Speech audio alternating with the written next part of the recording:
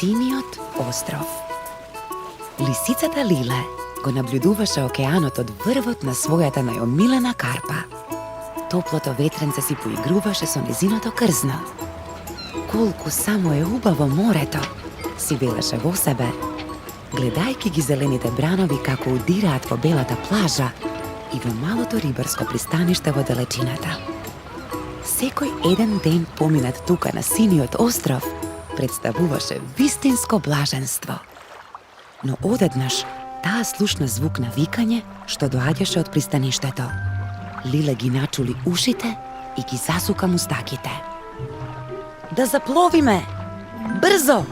Извика Бабу, капетанот на крајбрежната стража. Што се случува? Томе го запраша Лени, собирачот на корали. Некој забележал кратци на корали во близина на островот на желките, рече Лени видно налутен. Тие луѓе воопшто не ја почитуваат природата. Го ограбуваат океанот. Се надевам дека крајбрежната стража ќе ги фати. Капетане, пропелерот, извика еден од стражарите. Што е со него? Се заплеткал во рибарска мрежа. Не можеме да го запалиме бродот. Па тогаш, отплеткајте го, нареди Бабу. Добро, но затоа ќе ни биде потребно малку време, рече другиот стражар.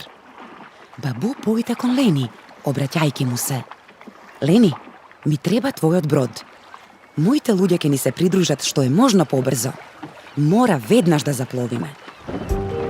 Кап Тоту брзо заплови по површината на морето. На бродот беа капетанот Бабу, Томе и Лени, кој го управуваше. Кратците навистина ме лутат, викаше Лени. Кога би можеле, тие би поминале по сите гребени и би ги уништиле сите корали. Сите патници на Кап Тоту беа напнати. Одеднаш, како што бродот го заобиколуваше аголот на еден залив, Томе ја забележа Лиле. Застани, Лени! Сакам Лиле да дојде со нас, замоли тој.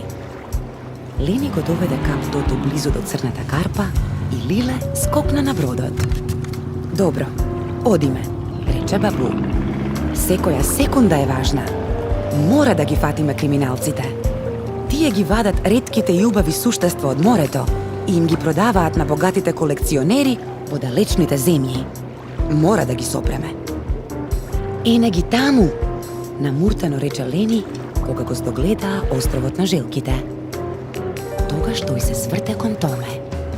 Знаеш, Томе, има правила за тоа што можат рибарите да ловат во овие води. Рибарите што имаат дозвола може да земат парчиња корали од гребенот само доколку се придржуваат до правилата. Но кратците едноставно ги игнорираат правилата. Тие дури ловат и животни што се на изумирање, како, например, ретките желки. Томе одеднаш викна и покажа со прстот. Погледнете, таму! Има еден брод и два пловци. Тоа мора да се кратците. Во право си, Томе. Има два пловци, рече Бабу. Ќе ги фатиме кога ќе се вратат на површината. Додека Лени го управуваше Кап Тоту кон бродот на кратците, Томе погледна во подзирната вода и здогледа неколку огромни желки како пливаат под бродот. Леле! Никогаш не сум видел желки од оваа близина, му рече на Лени. Тука ќе ги најдеш најубавите желки што постојат, рече Лени. Токму затоа овој остров се нарекува Остров на желките. А најубавите желки всушност се најзагрозените, додаде капетанот Бабу. Само нека се осмелат да ги допрат желките. Јас лично ќе се погрижам да бидат казнети. Кап Тоту се доближи до бродот на кратците и капетанот Бабу скокна на него. Томе го следеше. Бродот веќе беше натоварен со кутии полни со корали. Бабу збесна. Потоа тој ги забележа кратците. Ене ги, рече тој. Испливаа на површината. Двајца се, како што си мислевме. Еве го и бродот на крајбрежната стража, додаде Томе.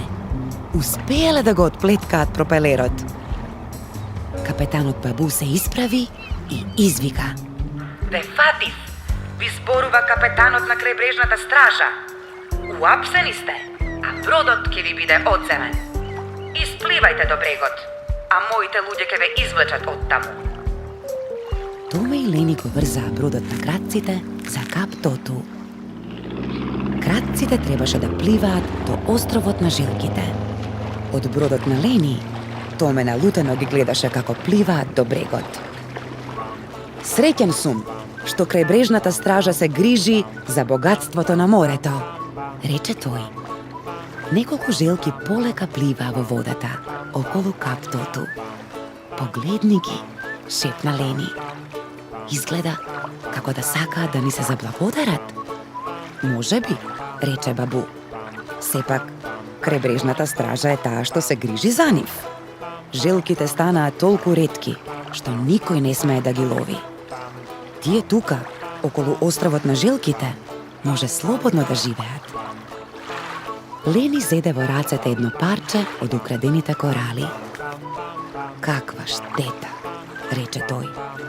Тие дури не се обидуваат ни да внимаваат кога ги собираат коралите. Погледни, ова парче е скршено тука. Малку понатаму, на островот на жилките, крајбрежните стражари ги апсеа крадците.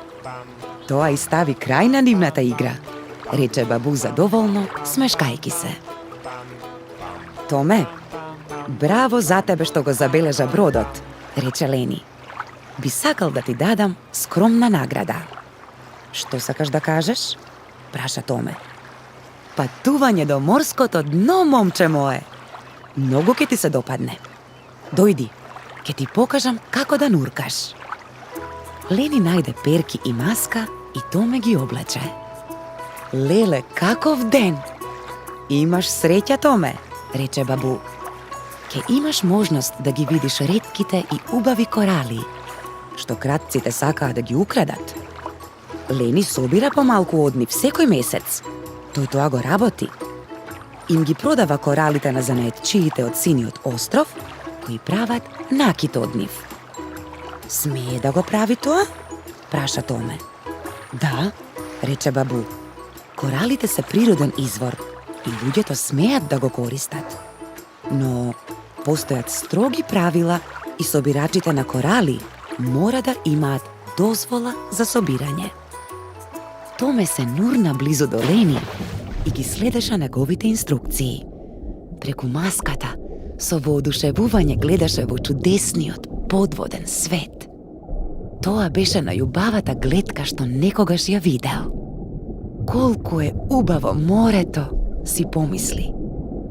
Бескрајно убаво. Кога се вратија на бродот Кап Тоту, Томе седна до Лиле, чувствувајќи како топлиот ветер дува низ неговата коса. Лени го влечеше бродот на крадците, а сонцето полека тонеше во морето.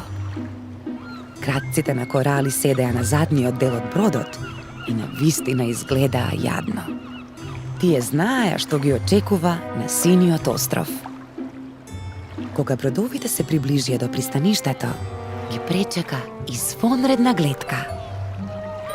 Погледни, Лени, викна Томе. Погледни во сите тие луѓе.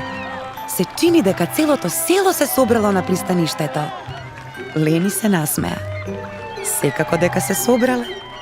Тие гледаат во нас низ своите двогледи и може да бидеш сигурен дека ќе те пречекаат како херои.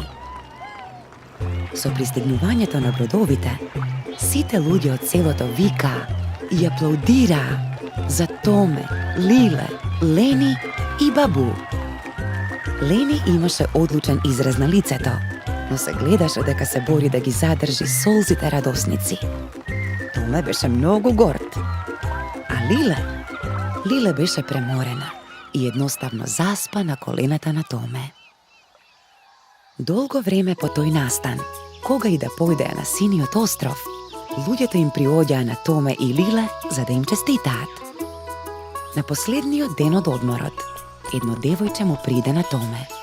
Јас се викам Флора, рече таа помалку срамежливо. Знам дека набргу ќе треба да го напуштиш синиот остров, но пред да заминеш, би сакала да ти подарам нешто. Таа извади мала кутија од својот джеп и му ја подаде на Томе. Кога ја отвори, Томе не можеше да им поверува на своите очи. Гердан од корали, како оние што ги носат момчињата што сурфаат. Леле, навистина прекрасно. Татко ми го направи, од коралите што ги собира Лени, рече Флора, насмевнувајки се. За да го однесеш во твојата земја, ќе ти биде потребен специјален документ, што го викаат CITES сертификат. Еве повели, ќе ти го побараат на аеродром. Томе се помисли за момент. Значи, овој сертификат докажува дека коралот е изваден од морето по легален пат. Така ли е? Сваќам. Ке внимавам на него. Многу ти благодарам. И тој ја гушна Флора. Токму во тој момент пристигна Лени. Томе, време е да се спакуваш. Утре одиш дома. Следниот ден Лени ги однесе Томе и Лиле на аеродром. Сите беа тажни што се збогуваат. Томе му го покажа на цариникот својот CITES сертификат. Добро, се е во ред, се насмевна цариникот. Имаш навистина убав Гердан. Уживај додека го носиш. Почекај малку, рече другиот цариник. Јас те познавам тебе. Ти си Томе. Ти помогна да се фатат кратците на корали. Ја видов твојата слика во весникот. Каде е твојата пријателка Лисицата? Томе погледна наоколу. Лиле стоеше малку понатаму душкајки во торбата што еден патник ја стави на шалтерот за чекирање. Таа изгледаше загрижено, а низините движења му велеа на Томе дека ѝ е потребна неговата помош. Ене ја таму, им рече Томе на цариниците. И кога би бил на вашето место, јас би ја проверил таа торба. Цариниците појдоа до шалтерот за чекирање и еден од нив ја отвори сомнителната торба. Оклоп од желка, извика. Извинете, господине, но не можете да го изнесете овој оклоп од желка од земјата. Тоа е сосема нелегално. Ке мора да ги известам надлежните. Дојдете со мене, ве молам. Зошто толку многу луѓе сакаат да ја ограбат планетата? Натажано си помисли Томе. Напуштајќи го синиот остров, авионот што ги однесе Томе и Лиле дома во Мерлин направи еден голем круг. Погледни, Лиле, тоа долу е островот на желките. Колку изгледа малечок. Лиле зјапаше во малата бела точка по големиот син океан. Томе го погали коралниот Гердан што му го подари Флора. Зарем не е животот прекрасен? И шепна на Лиле. Таму долу, во близина на белата точка, 3 желки си играа во прозирната океанска вода. А некаде на синиот остров, едно девојче гледаше кон авионот на небото и со многу љубов долго мафташе за збогум.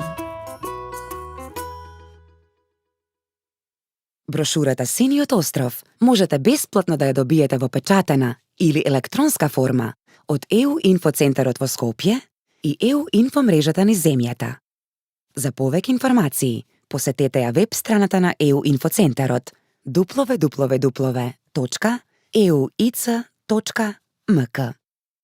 Текстот го читаше Арна Шијак.